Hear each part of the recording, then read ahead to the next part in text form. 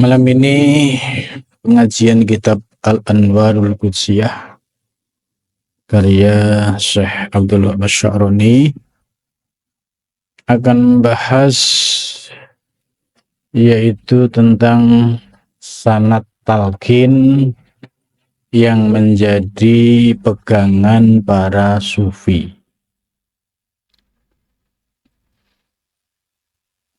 Para sufi, ya, istilah sufi ini digunakan untuk orang-orang yang masuk ke dalam kajian tasawuf dan tarekat. Jadi mereka mengkaji ilmu tasawuf dan mengamalkan zikir tarekat. Maka kalau ada orang yang mengamalkan hal tersebut, mereka disebut sufi.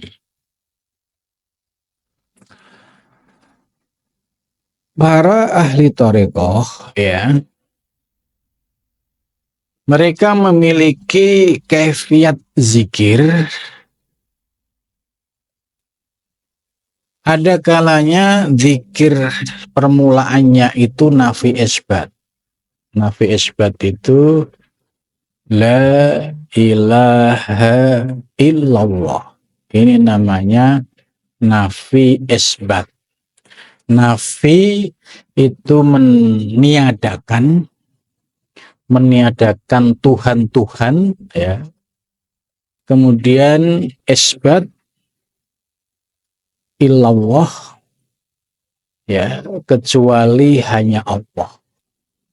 Jadi Tuhan-Tuhan selain Allah itu harus dinafikan, dihilangkan. Nah, sumber dzikir la ilaha illallah ini tidak diambil dari Google, ya, tapi harus diperoleh melalui sanad yang mutasil. Sanad yang mutasil itu mata rantai guru murid, ya, yang bertemu secara lahiriah, bertemu secara jasmani, mendapatkan talqin zikir la ilaha illallah, naik dari guru ke guru sampailah ke Sayyidina Abu Bakar. Kalau la ilaha illallah sampailah ke Sayyidina Ali karamallahu wajhah.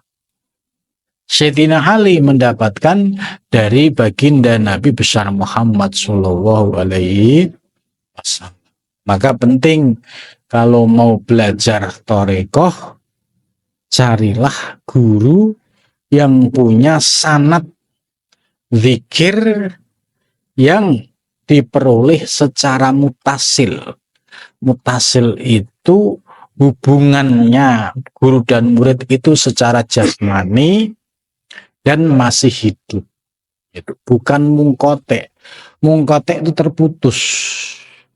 Terputus itu contohnya tiba-tiba ngambil zikir dari Google, dari medsos misalnya. Ini nggak ada silsilah mutasilnya, nggak ada. Qala musannif rahimakumullah wa nafa'na bihi wa bi ilmi fid darini amin ya rabbal alamin.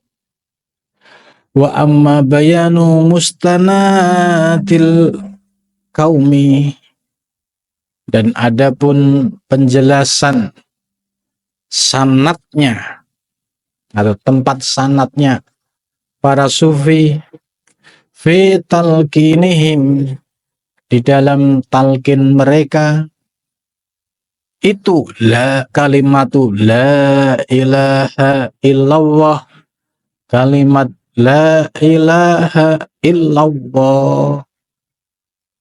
Ini yang disebut dengan zikir nafi isbat. Maka di Ar-Rabbani kita istiqomahkan zikir nafi isbat, ya, habis maghrib, ya, 100 kali, habis subuh 100 kali. Nah, terus sanad zikir nafi isbat saya dari mana? Nah, ini ada beberapa sumber.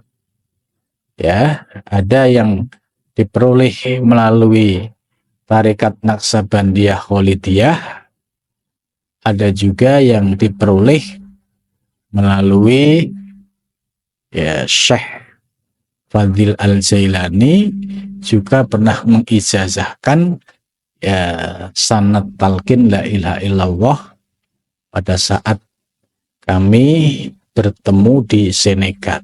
Itu dikasih zikir la ilaha illallah 100 kali. Lah beliau dari mana? Beliau dari guru-gurunya ya, sampai kepada Syekh Abdul Qadir Jailani, sampai naik ke atas Sayyidina Ali, puncaknya baginda Nabi besar Muhammad sallallahu alaihi wasallam. Jadi la ilaha illallah ini menjadi kalimat kunci bagi para pengamal tasawuf. Rasulullah Shallallahu Alaihi Wasallam ya juga sudah mengingatkan bahwa kalimat la ilaha illallah ini zikirnya para nabi terdahulu. Afdalu ma qultu ana wa nabiyyuna min qabli. Sebaik-baik sesuatu yang aku ucapkan, ya, ana wa nabiyuna, aku dan para nabi-nabi sebelumku, yaitu la ilaha illallah. Jadi Rasulullah ya sampai menyampaikan seperti itu. Terus Rasulullah juga menyampaikan afdhalu dzikri fa'lam. Sebaik-baiknya zikir ketahuilah la ilaha illallah. Terus apa manfaatnya zikir la ilaha illallah? Ya. Dalam hadis Rasul juga dijelaskan. Man qala la ilaha illallah dakhala hisni. Barang siapa yang zikir la ilaha illallah, dia masuk dalam bentengku. Ini hadis qudsi. Wa man dakhala hisni, dan barang siapa masuk dalam bentengku, amina min adzabi, maka dia aman dari siksa. Jadi kalau kita zikir la ilaha illallah, itu secara otomatis sudah masuk dalam benteng Allah Subhanahu wa ta'ala. Kalau kita sudah masuk bentengnya, dijamin akan selamat, akan aman dari siksa Allah Subhanahu wa ta'ala. Terus keuntungan lain apa kalau kita sering zikir la ilaha illallah? Nah, di dalam hadis juga dijelaskan. Mangkana fi akhiri kalamihi la ilaha illallah. Barang siapa yang akhir kalamnya, kata-kata terakhir pada saat dia masih hidup, itu adalah la ilaha illallah. Ya, ini mangkana fi akhiri kalamihi la ilaha illallah. Janji dalam hadis Nabi, dakhalal jannah. Maka orang tersebut masuk ke dalam surga. Jadi dengan dasar hadis Nabi terkait keutamaan zikir la ilaha illallah, kemudian kita mendapatkan kaifiat la ilaha illallah juga bersumber dari guru yang memiliki mata rantai mutasir sampai kepada Sayyidina Ali Karmawasyah, dan puncaknya dari Nabi besar Muhammad SAW. Nah ini kan sudah punya senjata, sudah punya modal. Orang hidup yang paling istimewa itu ketika dia sudah aman dari siksa Allah. Sementara hadis Nabi menjamin orang yang istiqomah mengucapkan atau dzikir la ilaha illallah itu sudah dijamin amin amin adzabi atau dakhalal jannah. Ya. Ini jadi kita mulai ngerti bahwa kaum tarekat ya yang mengamalkan dzikir nafi isbat itu ya seperti tarekat Qadiriyah. Qadiriyah itu juga dzikirnya nafi isbat. Naksabandiyah juga sama, ada dzikir ismudat, tapi di belakang juga ada dzikir yaitu nafi isbat juga. Kemudian ada Thariqah Syatariyah. Syatariyah juga sama, dzikirnya juga la ilaha illallah. Ada Samaniyah, ada Kholwatiyah, ya. Ada beberapa tarikat-tarikat lain yang masuk kriteria Mu'tabaroh. Itu dzikir utamanya pasti la ilaha illallah. Ya. Lil muridin ini bagi kepada para murid. Jadi para murid yang mengamalkan zikir itu harus memperoleh kaifiat dari guru yang memiliki mata rantai mutasil tadi. Oh, saya ngamalin la ilaha illallah dari guru saya dari guru-gurunya sampai kepada Sayyidina Ali Karmuwajjah. Nah, ketika kita sudah memiliki sumber rujukan yang mutasil tadi, ya, tentu ada satu keyakinan, satu ketenangan. Dibandingkan zikirnya ngambil dari Google, ngambilnya dari medsos. Kamu zikir la ilaha illallah dari mana? Dari medsos. Terus dari mana? Dari YouTube. Nah, ini orangnya di mana yang ngasih ijazah zikir kan nggak ketahuan juga. Maka dalam hal ini ya disebut sanad mutasil itu ya pertemuan antara guru dan murid itu dilakukan secara jasmani. Wa bayanu ma dan menjelaskan sesuatu qalahu yang mengatakannya siapa al-asyahu beberapa masyayikh fi adzabil zikri di dalam adab zikir. Nah, zikir la ilaha illallah itu ada tekniknya, ada adabnya. Ya. Jadi ini perlu ilmu. Sebab yang kita zikir ini adalah kalimat thayyibah, ya, yang memiliki makna luar biasa.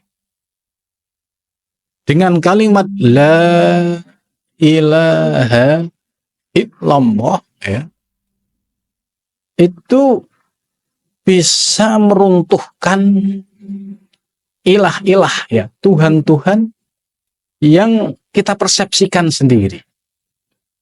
Kemudian kita runtuhkan, kita isbatkan hanya Allah sebagai Tuhan yang hakiki.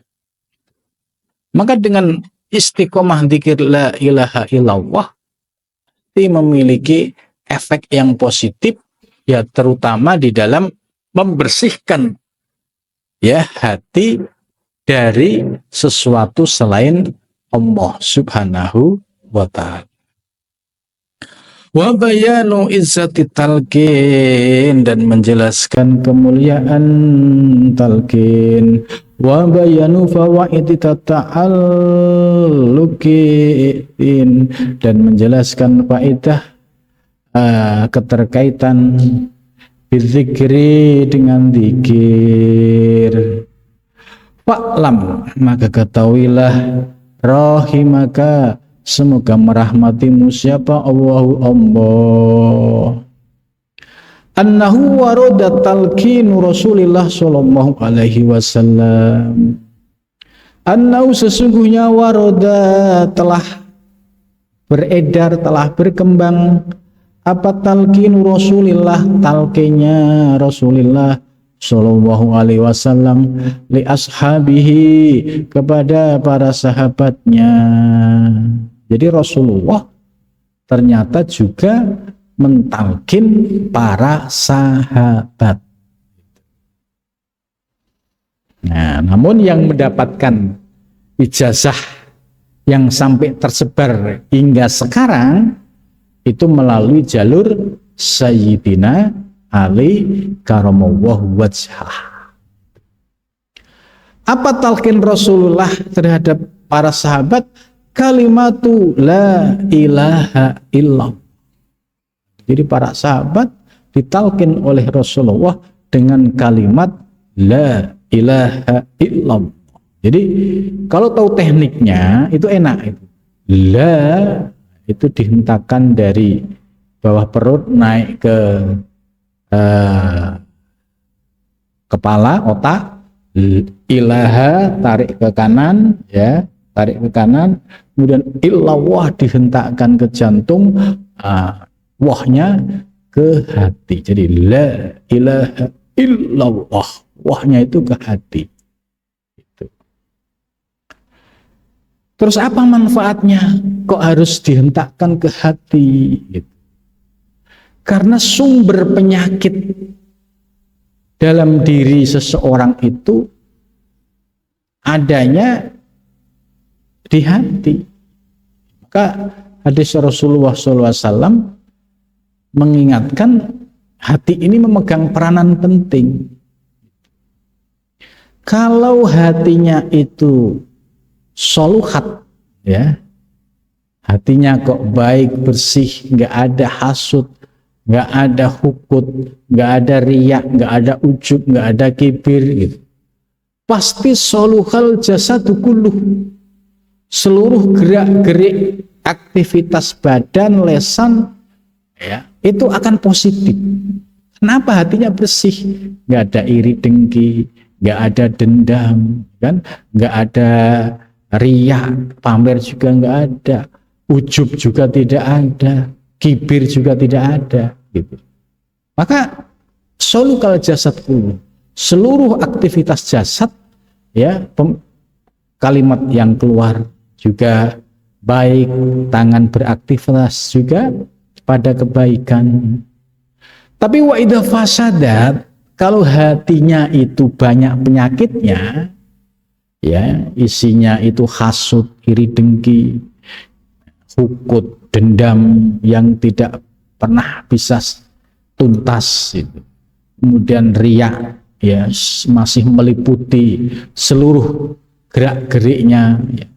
Kemana-mana kalau nggak riak itu rasanya belum puas, tambah ujub, kagum, heran terhadap dirinya sendiri, tambah kibir, sombong. Nah, kalau hatinya dipenuhi dengan penyakit-penyakit batin itu, maka ya fasad dal jasadu kullu, maka seluruh aktivitas jasad juga menjadi rusak. Itu yang namanya hatinya orang iri, ya pasti akan terekspresi dalam bentuk kata-kata dan kalimat dan juga tindakan. Jadi kenapa demikian? Karena tergantung dari isi hatinya. Kalau hatinya bersih, nggak ada hasud, ya clear, melihat orang itu nyaman, enak.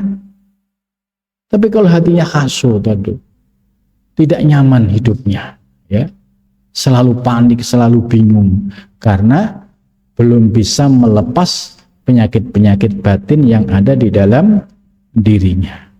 Nah, ini salah satu faidah penekanan Allah pada hati, ya, hati itu posisinya di bawah dari ini, ya, itu supaya mendapatkan efek dari asror zikir gitu.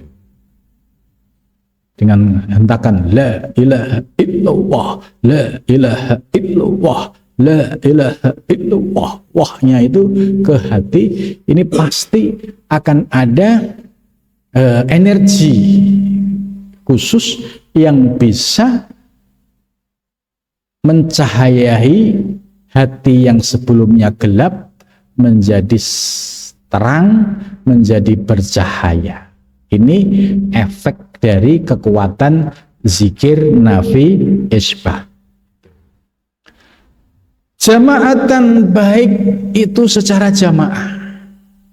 Jadi menurut Syekh Abdul Wahab Asy'arani bahwa Rasulullah pernah mentalkin para sahabat dengan kalimat la ilaha illallah itu secara jamaah, kolektif, bareng-bareng.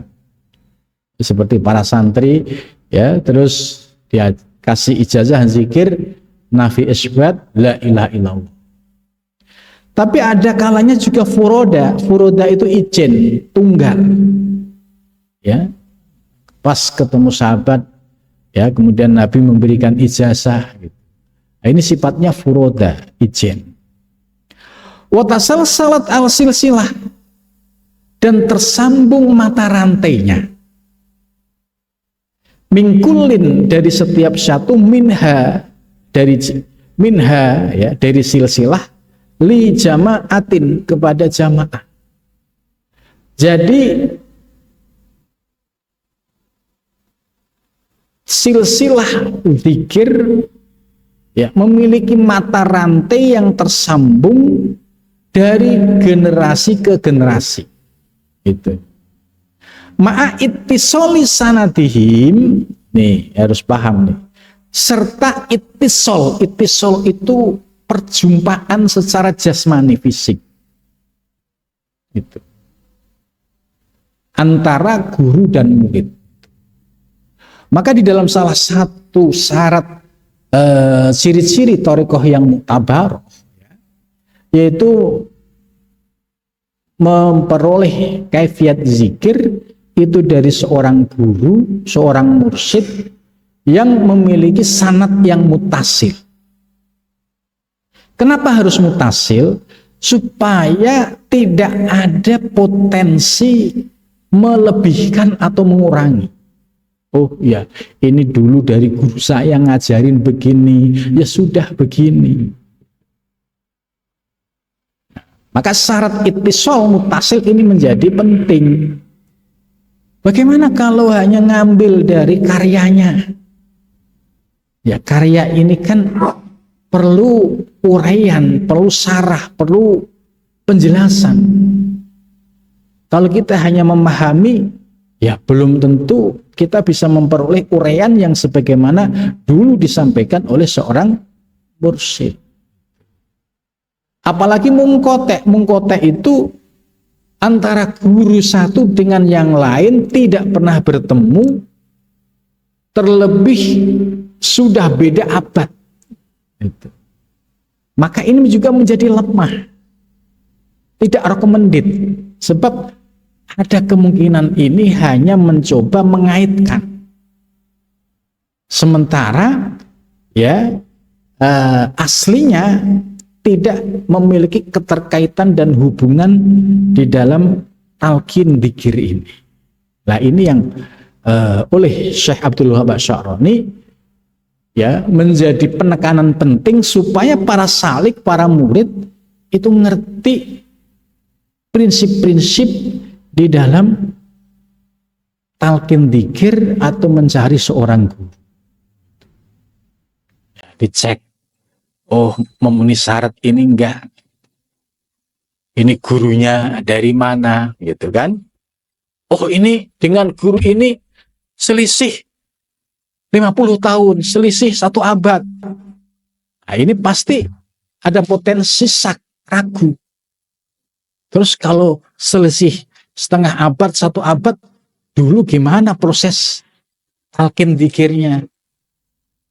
Ya kira-kira aja. Nah, ini yang dimaksud kenapa Syekh Abdul Wahab Asy'arani agak keras dalam hal syarat talqin dzikir harus mutasil karena khawatir ada potensi kalau ini dibiarkan orang nanti akan banyak model yang ngaku-ngaku. Gitu.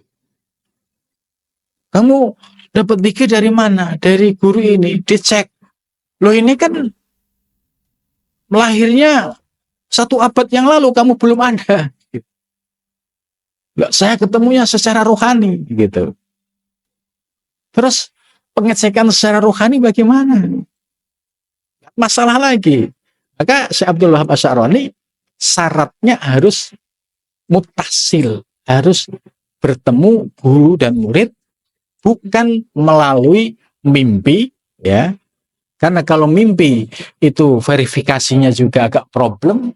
Kemudian selain itu juga apakah misalnya dia mimpi bisa di cross check dengan para murid-murid terdahulu yang mengamalkan dari sisi kaifiat, apakah ada perbedaan, apakah terjadi penambahan yang tidak diajarkan oleh guru sebelumnya.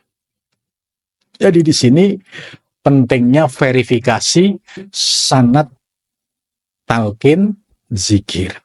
Kenapa kok harus sejelemit itu? Ini dalam rangka ikhtiar. Ibaratnya jangan sampai kita membeli kucing dalam karung istilahnya. Artinya kita ikut sebuah komunitas torekoh, tapi sanad torekohnya ternyata mungkotik, ya, terputus.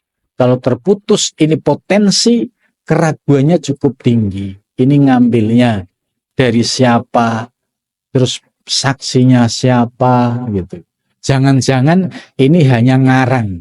Nah ini potensi ngarang, ini kan ada menambahkan, ada mengurangi. Nah ini yang dihindari oleh Syekh Abdul Wahab Asy'arani. Farawa maka meriwayatkan siapa al-Imam Ahmad wal Bazzar at-Tabrani wanggeruhum dan lainnya mereka bi isnadin hasanin dengan isnad yang hasan. Anna Rasulullah sesungguhnya Rasulullah sallallahu alaihi wasallam karena itu ada siapa Rasulullah yauman pada suatu hari mustama'an berkumpul ashabihi beserta sahabat-sahabat Nabi. Jadi ini hadis yang diriwayatkan oleh Imam Ahmad, Bazzar, Tabrani dan lainnya termasuk sanadnya ini hasan bercerita bahwa Rasulullah Shallallahu Alaihi Wasallam suatu hari berkumpul dengan para sahabat. Faqala maka bersabda siapa Nabi, hal fikum gharibun, apakah di antara kalian gharib? Gharib itu ada orang asing, yakni ahlil kitab, maksudnya dari ahlil kitab. Ahlil kitab pada zaman Nabi itu ya Yahudi dan Nasrani. Apakah di antara kita ini ada yang gharib, yaitu dari selain Islam, yaitu Yahudi atau Nasrani? Qalu mereka menjawab, la boten enten ya Rasul. Ya, la tidak ya Rasulullah, wahai Rasulullah sallallahu alaihi wasallam. Fa amara maka menyuruh siapa Rasul bigolkil babi dengan menutup pintu. Jadi pintunya ditutup semuanya. Waqala dan bersabda siapa Nabi, ya. Qala ini harus diterjemahkan sesuai dengan fa'ilnya. Kalau Allah qala berfirman, kalau Rasulullah qala bersabda. Kalau ya sesama ya qala ya berkata gitu. Waqala dan dawuh istilah dan bersabda siapa Rasulullah SAW, irfa'u angkatlah aidiyakum tanganmu, waqulu dan ucapkan la ilaha illallah. Jadi teknik baiat ini ya berbeda-beda ya. Ada yang berhadapan ya, seperti ketika malaikat Jibril bertemu dengan Nabi Muhammad ya. Kalau ini irfa'u aidikum itu bisa jadi pakai pola yang bersilang ya. Misalkan posisi yang depan itu berhadapan dengan Rasul, terus yang di belakang itu bersilang antara pundak satu pundak yang lain gitu, saling tersambung atau saling menempel. Kemudian Rasulullah mentalkin la ilaha illallah. Ini kalau kita ingin mengetahui dasar dari usul zikir la ilaha illallah. Itu. Maka beruntung sebenarnya orang yang hidup di zaman sekarang ya masih memiliki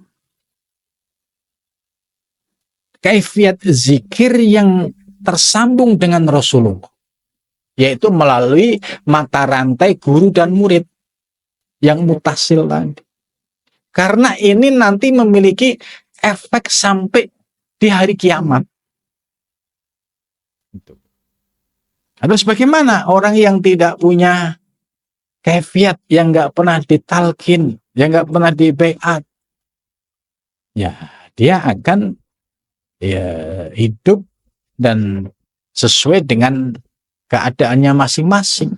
Tapi kalau orang yang sudah punya talqin la ilaha illallah, ya keuntungannya ya sebagaimana tadi hadis yang saya jelaskan, saat detik-detik akhir sakaratul maut ya, itu pasti kalimah yang menjadi zikir rutin itu akan refleks keluar dari lesan orang yang dalam posisi sakaratul maut ya, la ilaha illallah atau Allah.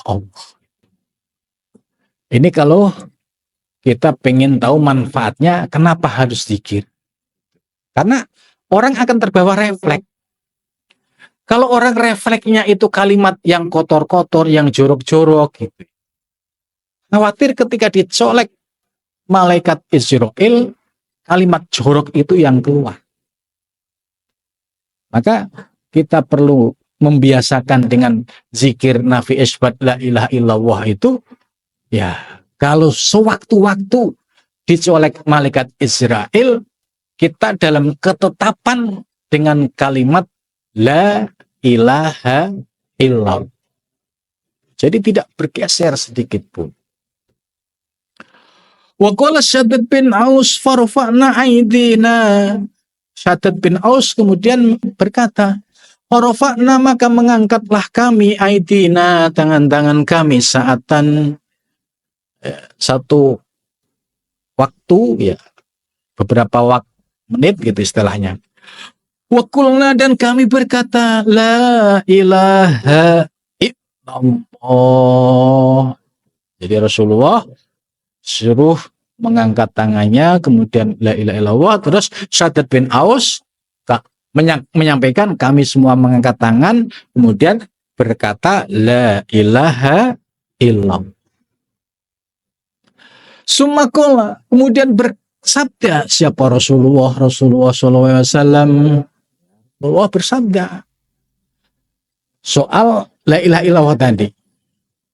Allahumma ya Allah, innaka sesungguhnya engkau ba'astani, engkau telah mengutusku ya, bihadhil kalimati, dengan kalimat ini yaitu la ilaha illallah tadi, wa amartani, dan engkau telah memerintahkan kepadaku biha, dengan la ilaha illallah, wa wa'adtani, dan engkau telah berjanji kepadaku alaiha, atas kalimat la ilaha illallah, al jannata surga.